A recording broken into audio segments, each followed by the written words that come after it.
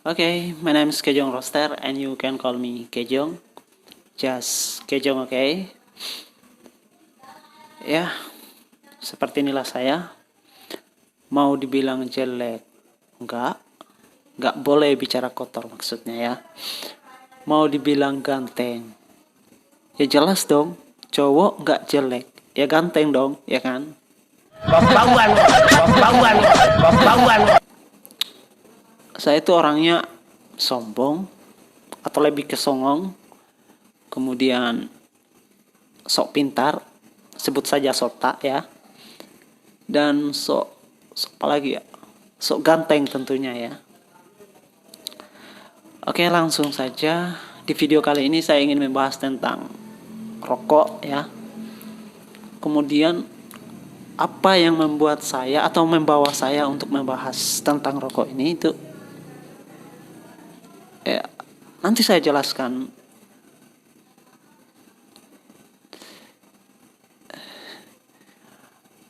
Pasti cut.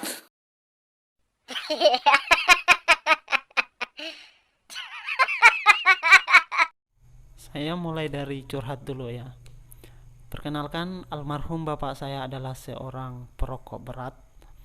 Beliau mampu menghabiskan 2 sampai 3 bungkus rokok perharinya ya.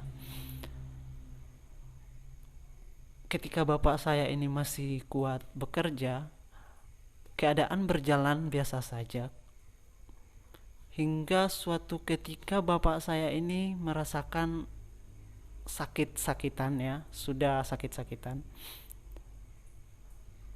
Dan ya bisa dikatakan beliau sudah tidak bisa lagi bekerja lebih keras lagi atau bekerja seperti biasanya, dan jelas ini memberikan pengaruh buruk kepada ekonomi keluarga kami. Dan kemudian mama saya menyuruh bapak saya untuk berhenti merokok. Dan yang terjadi adalah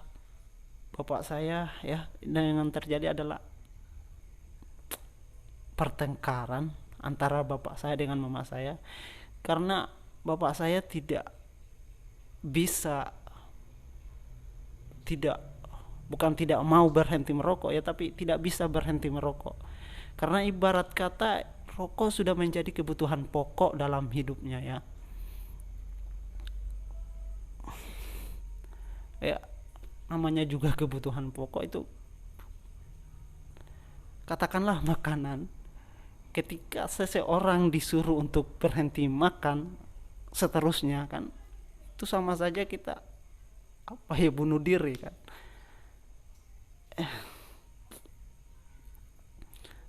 Dan saya menyaksikan pertengkaran itu. Waktu itu saya tidak bisa berbuat apa-apa, dan saya hanya bisa membenci kedua orang tua saya pada waktu itu.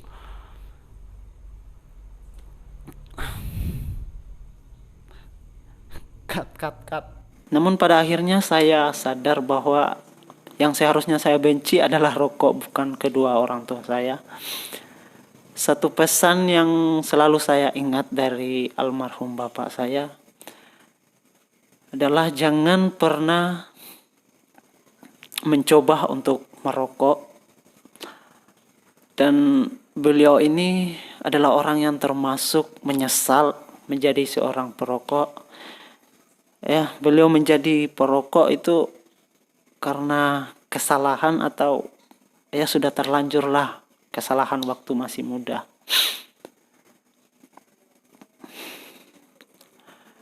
Beliau ini meninggal sekitar kurang lebih 6 bulan setelah merasakan lumpuh atau stroke. Ya, tapi saya tidak menuduh rokok sebagai penyebab stroke-nya almarhum bapak saya, karena banyak juga orang yang lumpuh tapi tidak merokok ya.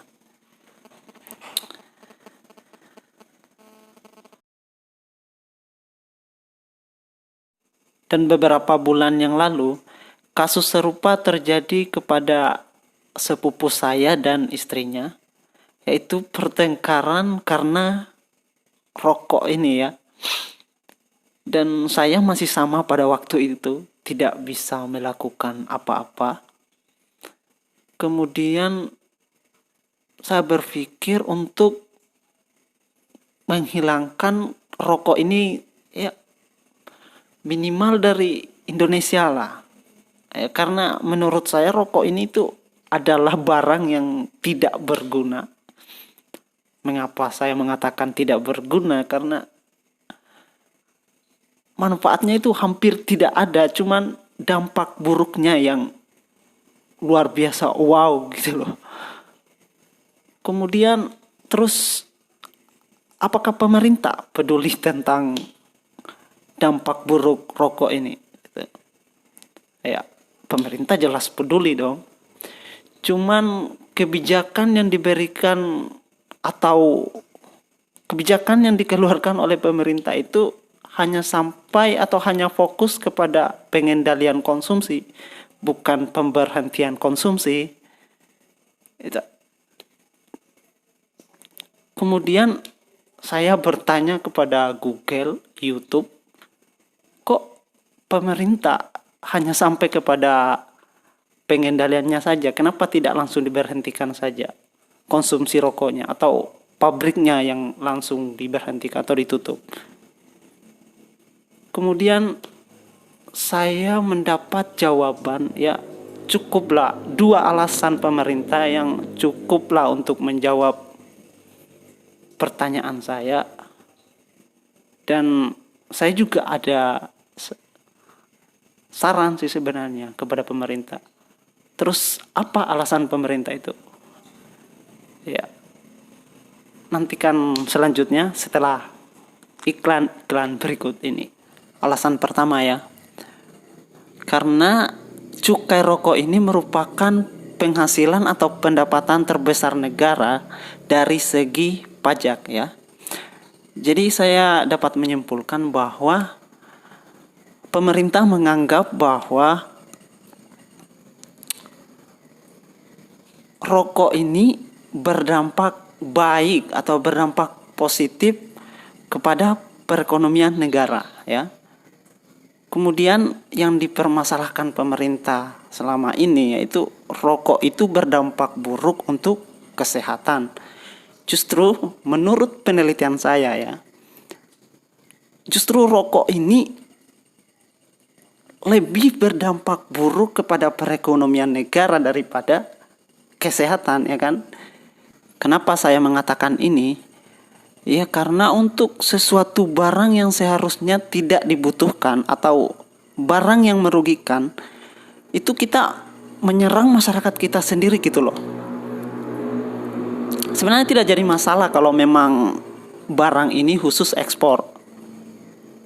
Cuman kalau kita berpatokan kepada cukai yang diterima oleh negara, itu hanyalah secuil aja kok dibanding kerugian yang ditimbulkan oleh rokok ini.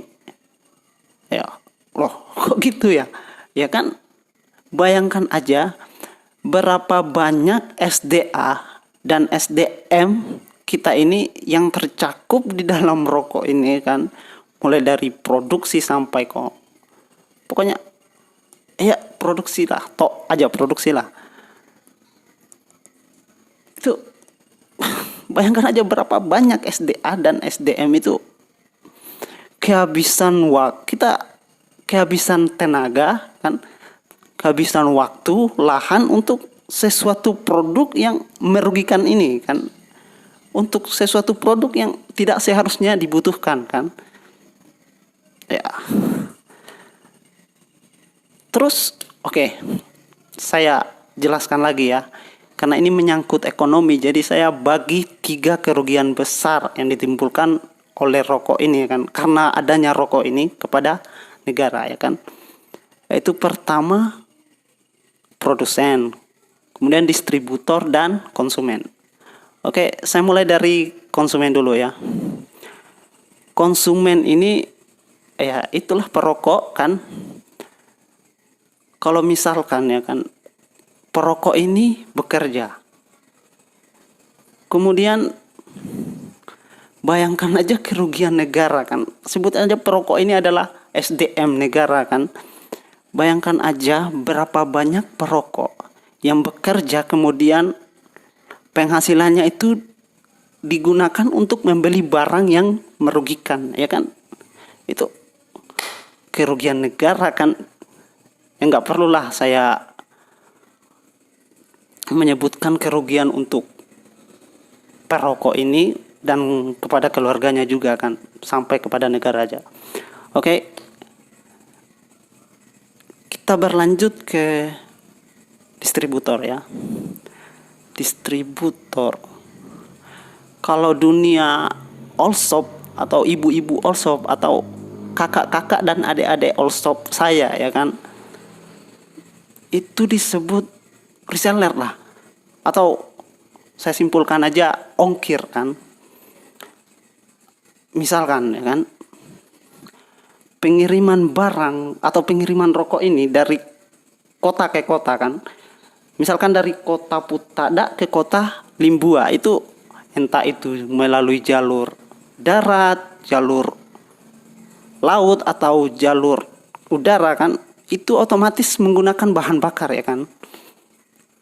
Ini bukan pengiriman tiap bulan atau tiap tahun, tiap minggu, ini tiap hari loh, atau berapa kali dalam sehari ya kan.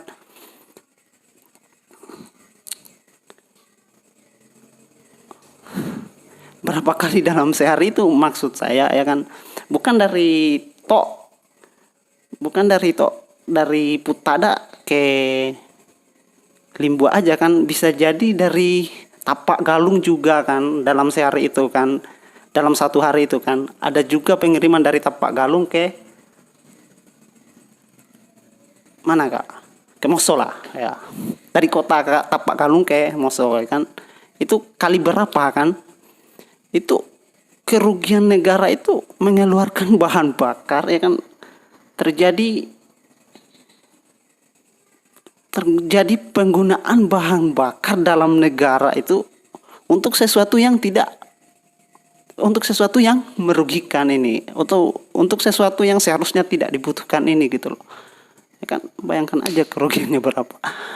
Kemudian kita berlanjut ke produsen ya. Di produsen ini saya bagi menjadi 2 cabang ya. Maaf, ini agak panjang. Kemudian 2 cabang ya. Pertama yaitu dari petani tembakau, kemudian yang keduanya itu pabrik tembakau lah, atau perusahaan tembakau. Kemudian petani tembakau ini saya bagi lagi menjadi 2 ya, yaitu dari lahan yang digunakan dengan petaninya.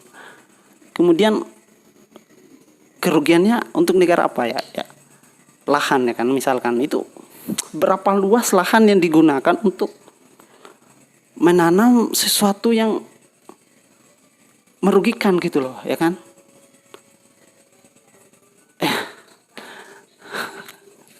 Oke. Kemudian ke petani tembakaunya ini ya, SDM juga kan, berapa banyak SDM kita itu melakukan pekerjaan yang menghasilkan sesuatu barang yang merugikan ya kan. Oke. Kemudian kita beralih ke pabriknya. Pabrik ini saya bagi lagi menjadi 2 ya, yaitu mesin kemudian karyawan ya. Jadi kita mulai dari mesin dulu ya. Ini menyangkut bahan bakar lagi ya, berapa banyak bahan bakar yang digunakan ya kan untuk sesuatu barang yang merugikan ini. Kemudian karyawan di perusahaan rokok atau pabrik rokok ya, SDM lagi ini kerugiannya kan. Oh, tahulah. Maaf, tadi ada kecelakaan ringan. Dan saya anggap cukup untuk pembahasan produsen, konsumen, dan distributornya ya.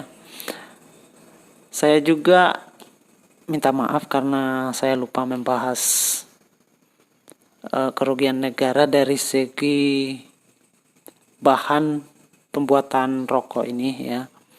Selain daripada tembakau, pembuatan rokok ini atau produk rokok ini itu juga menggunakan kertas dan plastik. Ya, itu jelas merupakan kerugian negara ya, karena kita menyumbangkan atau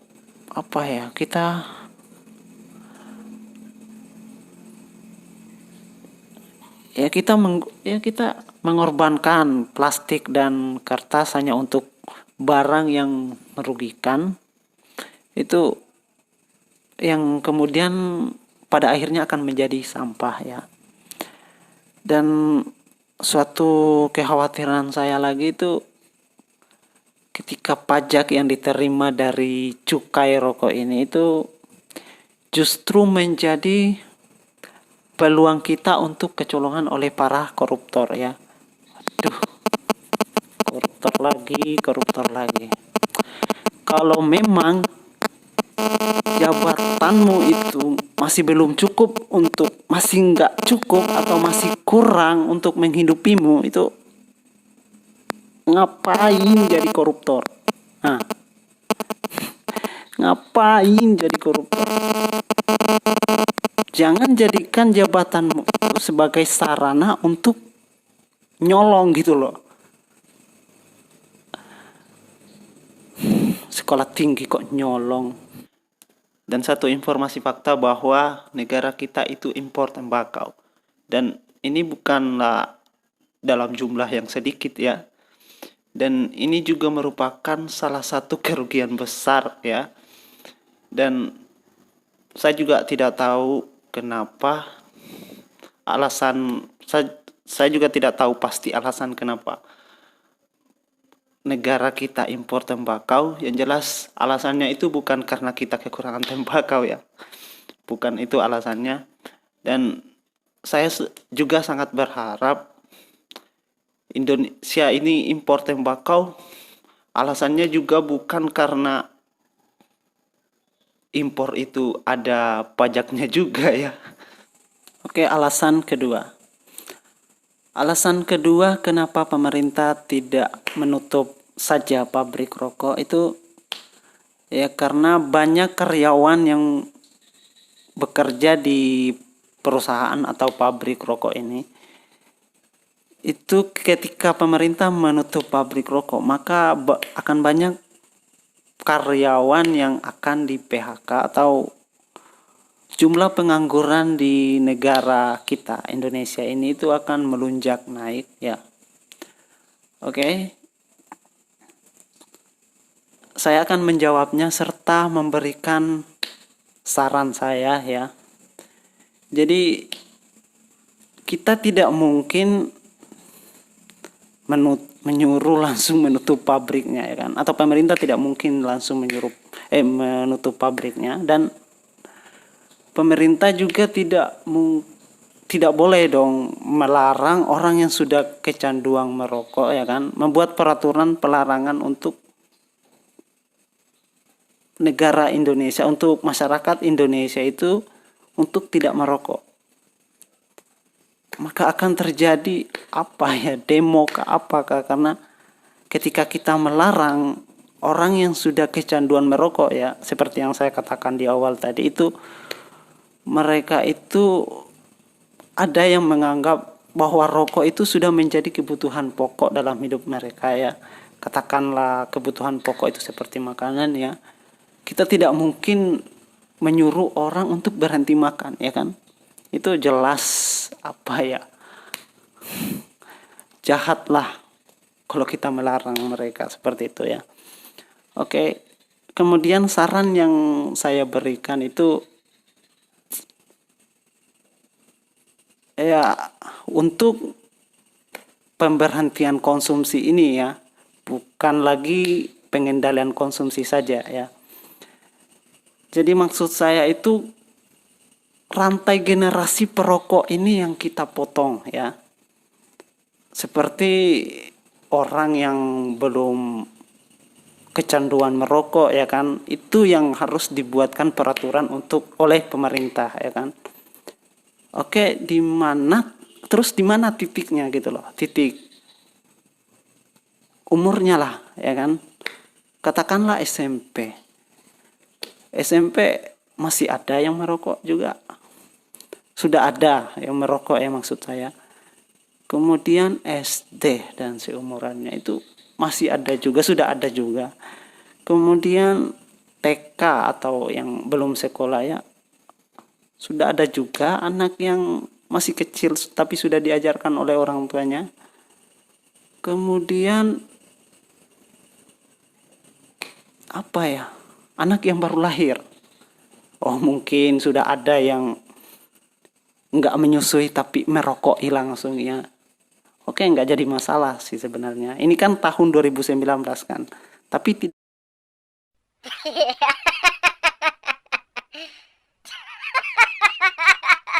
tidak mungkin anak Indonesia yang lahir pada tahun 2020 itu sudah kecanduan merokok ya kan. Terus ngasih rokoknya itu lewat apa gitu loh. Nggak mungkin kan. Oke. Jadi ini yang harus kita, atau ini yang harus pemerintah buatkan peraturan larangan merokok untuk mereka yang lahir pada tahun 2020. Itu sanksinya itu ya setarakanlah dengan sanksi yang diberikan kepada pengguna narkoba misalkan ya. Ya hanya ya cukup ya itu saja sih. Itu juga berarti kalau peraturannya seperti itu, otomatis karyawan atau pabrik ini tidak akan ditutup kan.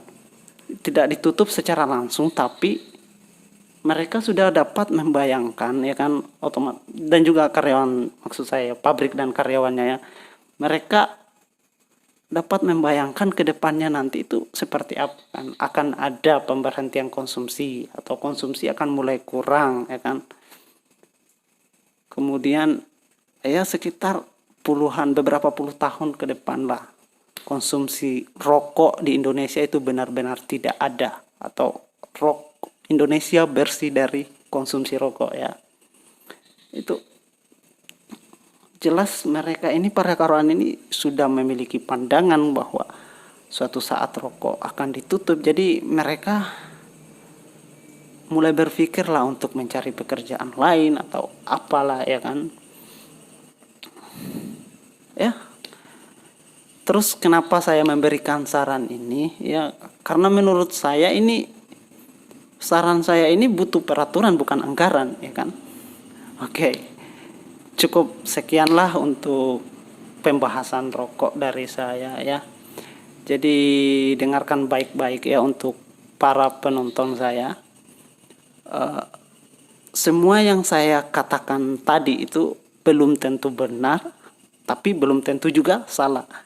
Jadi saya kembalikan kepada Anda untuk kemudian pikir kembali lah, atau simpulkan kembali dan berikan saya komentar. Tapi saya tidak butuh komentar yang menjudge apalagi memuji ya kan.